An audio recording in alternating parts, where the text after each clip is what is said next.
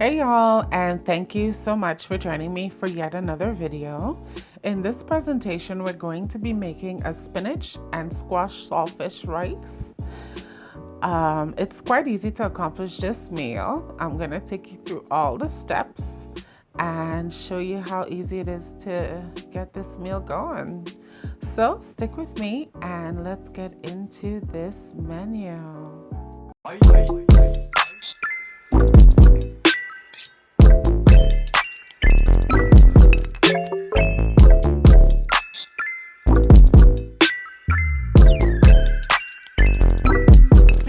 So here I have 6 cups of water that's on a rapid boil. To that I'm going to be adding a half a teaspoon of salt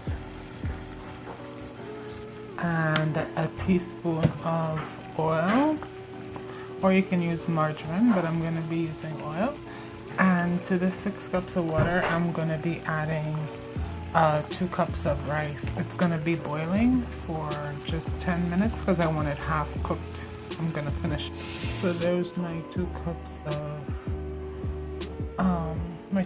rice just went in. So we're gonna set a timer for 10 minutes. Hey y'all, so I have the rice that's been boiling for 10 minutes on high fire. I'm gonna be straining it. Most of the water disappeared. I'm gonna be straining it off into the strainer here. We won't be needing it anytime soon, so might as well just let it drain until we need it to proceed with the rest.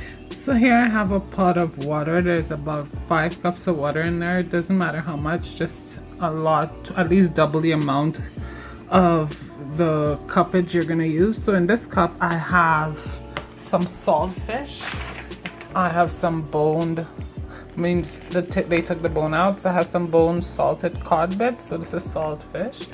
I'm gonna just be placing that in this boiling water in here and letting that develop a boil. So once the water develops a boil like this, which it just did, you're gonna set a timer for 10 minutes. And you're gonna let that boil, and we'll come back and make the next move with that up. Hey, so the saltfish had boiled for 10 minutes, like I said, and we're draining it off into the sink. And we're gonna place that into a plate until we're ready for it. It just needed to be scalded off a little bit, not completely.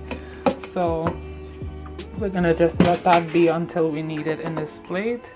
So here I have 2 medium-sized onions.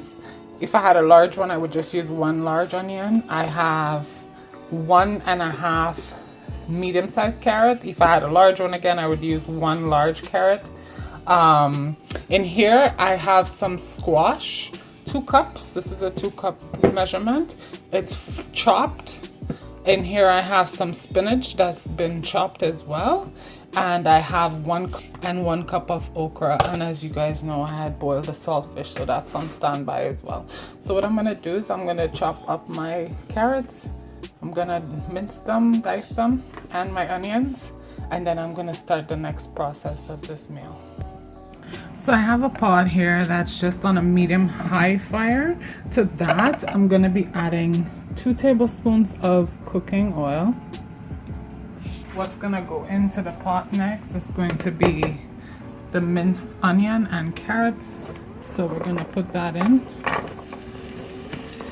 We're gonna put that into the... So once your onions and carrots go in on the medium-high heat, you're just gonna give it a stir to integrate it. You're not gonna add anything else to this at the moment.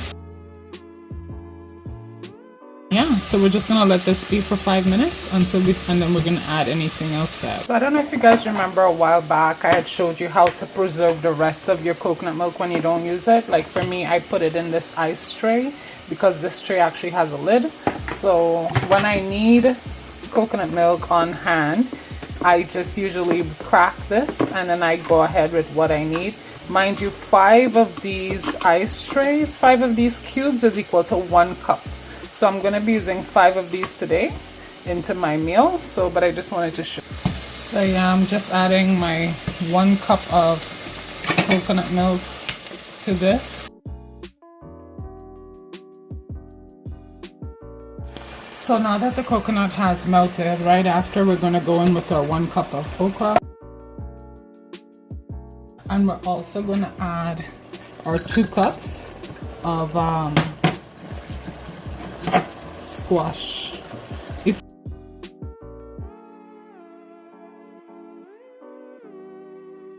So it's been about 5 minutes that we let the okra tenderize in this coconut milk, the okra and the squash.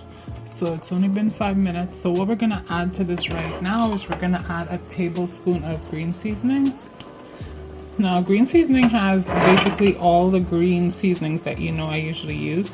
And I'm also going to add 2 tablespoons of chicken base concentrate. And then we're going to give that a mix to integrate that flavor.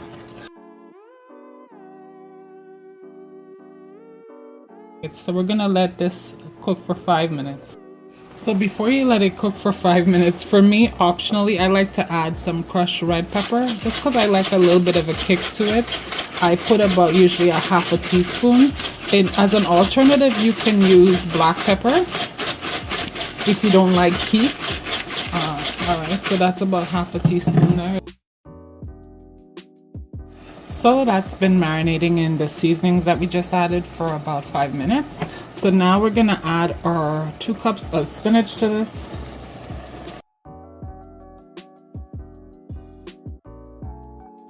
So it's been about 5 minutes of this spinach being integrated into this mixture.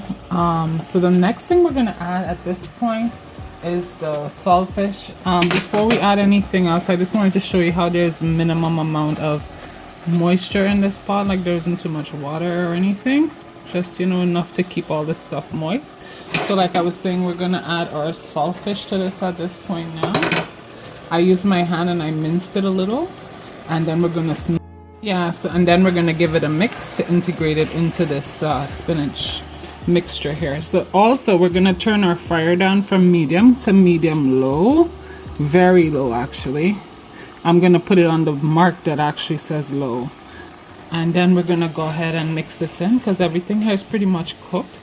And the next thing we're gonna add right after adding the saltfish and mixing it in is the rice. So we're gonna put half the rice in here and then add the other half. So there's half of the rice that we cooked, the one that we cooked for 10 minutes.